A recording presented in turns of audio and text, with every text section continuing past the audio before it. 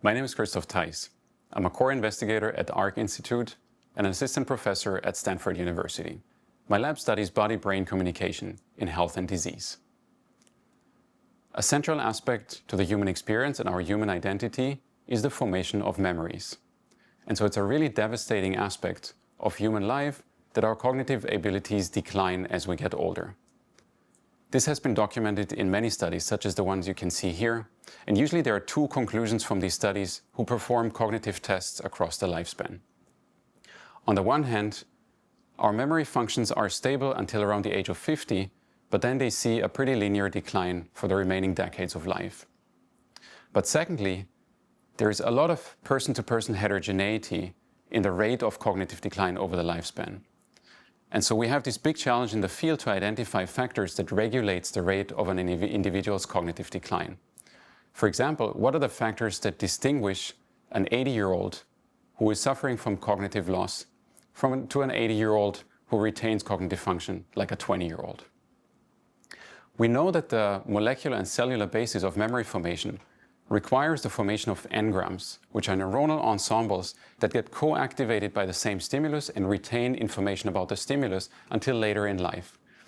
These engrams can get reactivated in response to the same stimulus to produce the experience of a memory. However, engram formation declines over the lifespan, and we actually don't understand fully the process that leads to this decline in engram formation. This is a challenge that has been tackled by an MD PhD student in the lab, Tim Cox.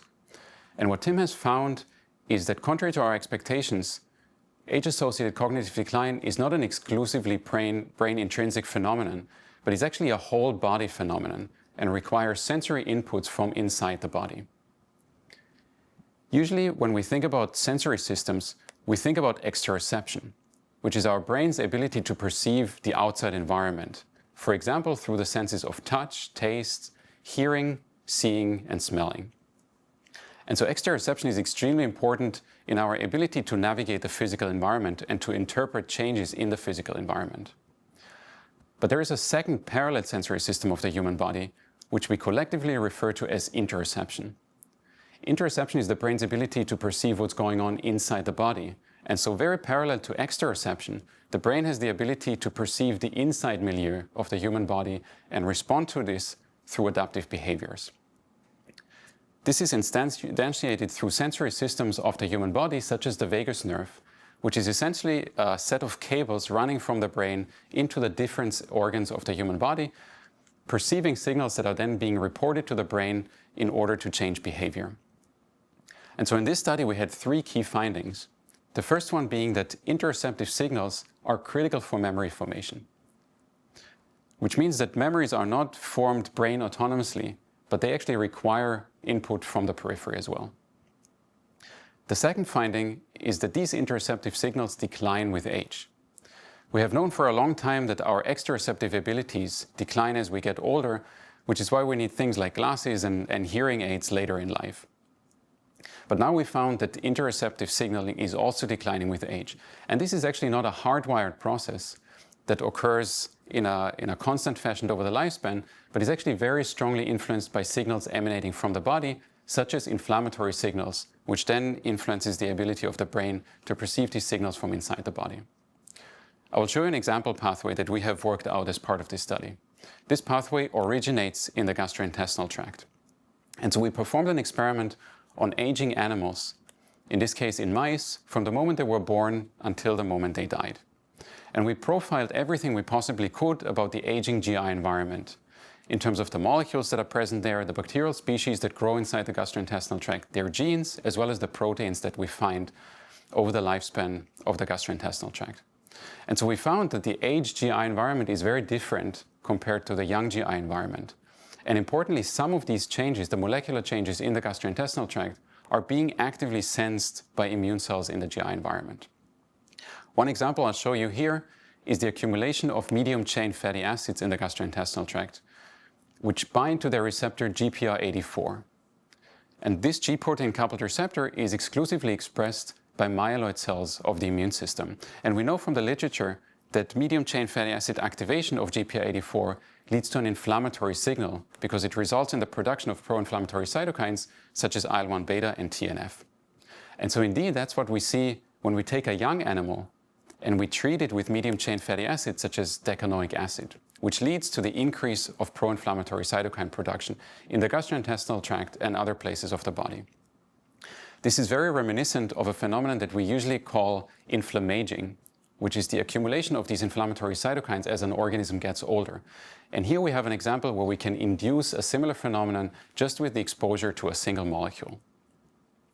Where it gets really interesting is when we looked at what these molecules are doing to the interoceptive system that innervates the gastrointestinal tract, such as the vagus nerve.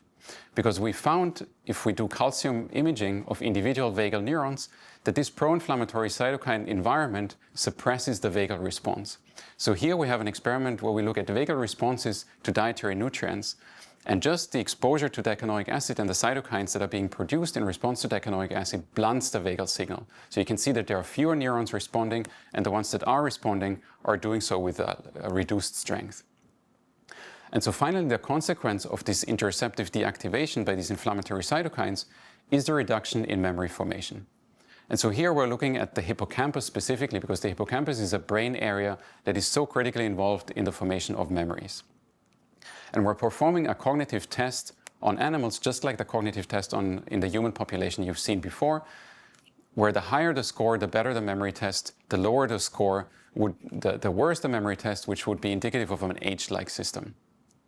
And so now you can see with the long bar of the young mouse means that the mouse performs very well on this cognitive test. But if we treat it with medium-chain fatty acids, such as decanoic acid or dodecanoic acid, we now get this reduction in memory function that resembles an age-like state. We can see the same phenomenon if we just pharmacologically activate GPR84 using a pharmacological agonist, which also renders the cognitive function of a young mouse similar to those of an old mouse. And conversely, we can take an old mouse, which is cognitively impaired, we can block signaling through GPR84 and we can restore young-like cognitive behavior in this aged mouse. We can achieve the same rescue of cognitive function by blocking cytokine receptor expression on the vagus nerve. So here we have an experiment where we knock out the IL-1 receptor on vagal neurons, which now rescues cognitive function even if we treat the mouse with decanoic acid or other medium-chain fatty acids. To summarize, in this study we found that interoceptive signals contribute to learning and memory, which is basically, we can imagine this as being a dial that contextualizes the learning and memory ability of an organism through these signals that come from the body. If we extrapolate from this conclusion, we can also say that embodiment is critical for cognitive function, which is extremely important as we continue to develop both natural and artificial intelligence systems. And finally, we have the hope that we can counteract cognitive decline through what we call Interoceptomimetics, which are molecules that stimulate body-brain communication in order to improve brain function and to preserve brain health later in life. Finally, I want to thank the present and past members of my lab who have contributed to these discoveries, our collaborators who have been extremely helpful in making this study happen, and I would like to thank you for your attention.